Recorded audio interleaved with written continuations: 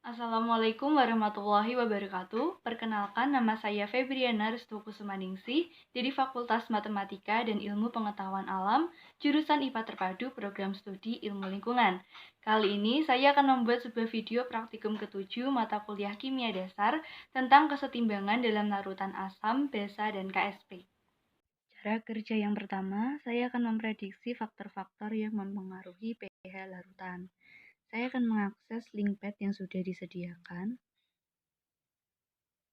memilih simulasi skala pH, lalu memilih tab mikro. Menambahkan baterai asid, lalu menggunakan keran bawah untuk mengalirkan tangki hingga tersisa 0,1 liter. Kemudian saya akan menambahkan air sampai ada 1 liter larutan dalam wadah. pH yang terukur adalah 2,03, konsentrasi H3O+-nya 9,4 kali 10⁻³ - 3.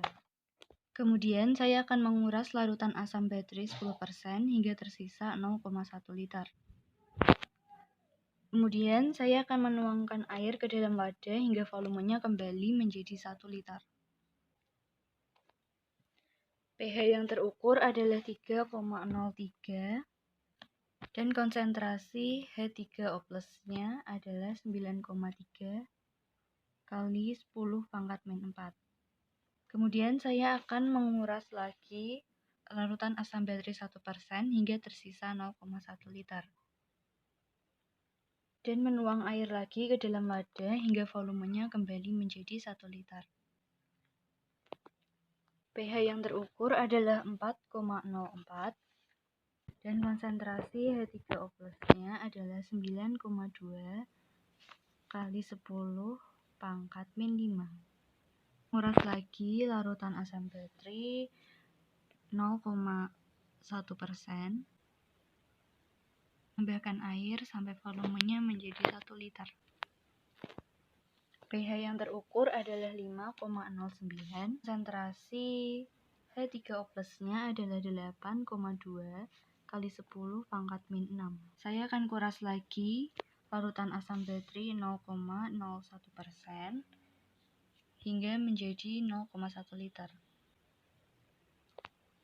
Dan menambahkan air kembali hingga volumenya menjadi 1 liter.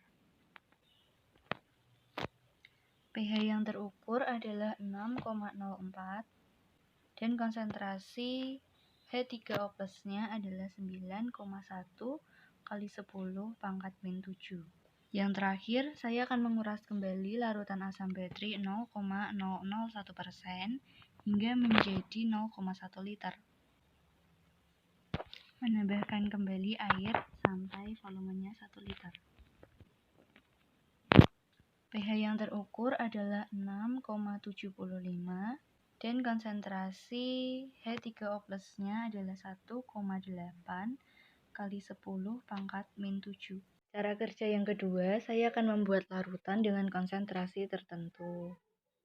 Yang pertama, saya akan mengakses link pad kedua yang ada di diktat. Saya akan memilih 2 solut secara bebas selain drink mix. Solut pertama, saya akan menggunakan kobalt 2 nitrat dan menekan solid di bagian bawah solut. Kemudian menuang solut pilihan pertama saya ke dalam air. Kemudian menggunakan alat pengukur konsentrasi untuk mengukur konsentrasi larutan dan mencatat hasilnya di tabel pengamatan. Konsentrasi yang terukur adalah 1,38 mol per liter.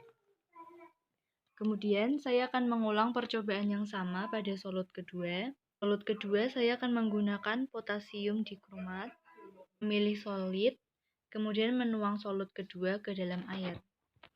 Menggunakan alat pengukur konsentrasi untuk mengukur konsentrasi larutan dan didapati konsentrasi yang terukur adalah 0,51 mol per liter. Percobaan ketiga, saya akan mengidentifikasi larutan jenuh menggunakan pad concentration dengan mengakses link pad kedua di diktat dan memilih 2 solut secara bebas selain drink mix. Solut pertama yang saya pilih adalah potasium kromat, kemudian memilih solid dan menuang solut pertama ke air sampai muncul notifikasi saturated atau jenuh. Saya akan mencatat hasil pengukuran konsentrasi pada tabel pengamatan. Konsentrasi yang terukur adalah 3,35 mol per liter. Dan saya akan mengulang percobaan ini pada solut yang kedua.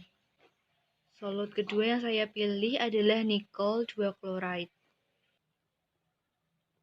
Konsentrasi yang terukur setelah muncul notifikasi saturated adalah 5,21 mol per liter.